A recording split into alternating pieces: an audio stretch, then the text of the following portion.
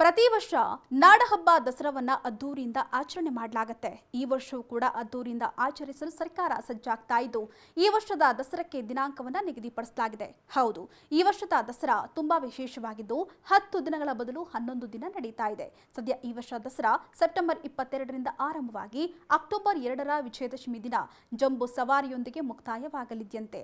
ಇನ್ನು ಪಂಚಾಂಗ ಹಾಗೂ ಧಾರ್ಮಿಕ ನಿಯಮಗಳ ಅನುಸಾರ ಈ ಬಾರಿಯ ದಸರಾ 11 ದಿನ ನಡೀತಾ ಇದೆ.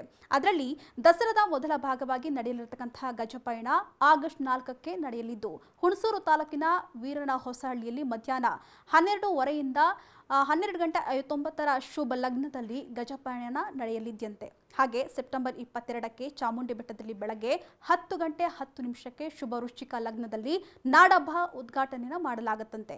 ಹಾಗೆ ಅಕ್ಟೋಬರ್ 2ಕ್ಕೆ ಮಧ್ಯಾಹ್ನ 1 ಗಂಟೆಯಿಂದ 1:18 ಸಲ್ಲುವಂತಹ ಧನುರ್ ಲಗ್ನದಲ್ಲಿ ನಂದಿಧ್ವಜದ ಪೂಜೆಯನ್ನು ಮಾಡಿ, ಹಾಗೆ ಸಂಜೆ 4:42ದಿಂದ 5:06 ಸಲ್ಲುವಂತಹ ಶುಭ ಕುಂಭ ಲಗ್ನದಲ್ಲಿ ಚಿನ್ನದ ಅಂಬಾರಿಯಲ್ಲಿ ವಿರಾಜಮಾನಳಾಗಿ ಕುಳಿತುಕೊಳ್ಳುವಂತಹ ಚಾಮುಂಡೇಶ್ವರಿಗೆ ಪುಷ್ಪಾರ್ಚನೆ ಹಾಗೂ ಜಂಬೂ ಸವಾರಿ ನೆರವೇರಲಿದೆಯಂತೆ. ಇನ್ನು ಈ ವರ್ಷದ ದಸರಾದಲ್ಲಿ ಹಲವು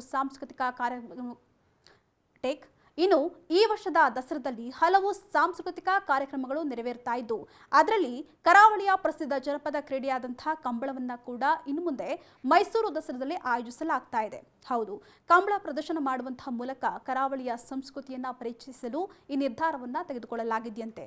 ಒಟ್ನಲ್ಲಿ ಈ ವರ್ಷದ ದಸರಾ ಅದ್ದೂರಿಯಿಂದ ನಡೀತಾ ಇದ್ದು, ಭದ್ರತೆಗೆ ಬೇಕಾದಂತಹ ಸಕಲ ವ್ಯವಸ್ಥೆಯನ್ನ ಸರ್ಕಾರ ಮಾಡಿಕೊಳ್ತಾ ಇದೆ.